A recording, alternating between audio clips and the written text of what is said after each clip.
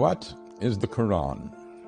It is a set of 7th century revelations from God made to Muhammad in 2 cities, Mecca and Medina, in what is now Saudi Arabia.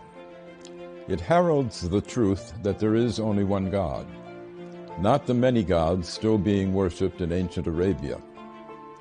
Of course, this was not the earliest revelation that there is only one God. That had been taught in Hebrew to the Jews and in Greek to the Christians before it was taught to Muslims in Arabic. These 3 sets of revelation set apart the people of the book, each with their own special covenant from the same God. There is only one.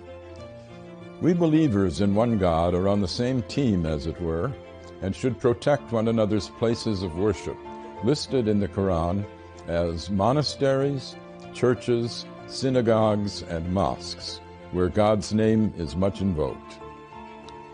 The Qur'an does not confine God's action to the formal covenants of religion. God tells us that He sends messages to all men all the time, beginning with Adam, who repented his sin in the garden and became the first prophet. The unending stream of prophets includes Moses and Jesus. Muhammad himself is the seal of the prophets, not as canceling former covenants, but as confirming them. But the love of God is not brought only by human messengers in the Qur'an. Creation itself is a set of messages from God, which speak a divine code that we are told to decipher. God's intent can be seen in the beauty and power of the universe. Moses does not speak alone on the mountain speaks with him. Birds speak to Solomon. The world is constantly signaling to us, bringing us insights into the beauty and power of its maker. This should call us to a reverence for God's handiwork, an important message for our ecologically challenged era. The Qur'an has more of poetry in it than of legislation. It sets ethical norms while stressing the need for mercy in our dealings with God's fellow creatures. Force is allowed only for self-defense and never as a way of spreading religion. Commercial dealings with fellow Muslims or with non-Muslims should be meticulously fair and never extortionate.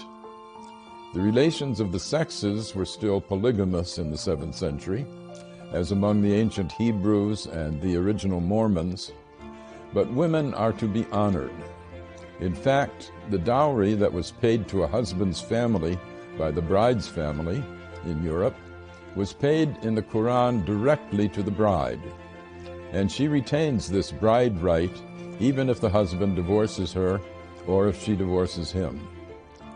This carved out an area of women's rights unparalleled in the 7th century.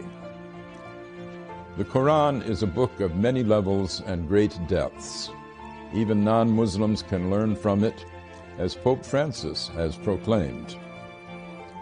I am Garry Wills for the Emir-Stein Center.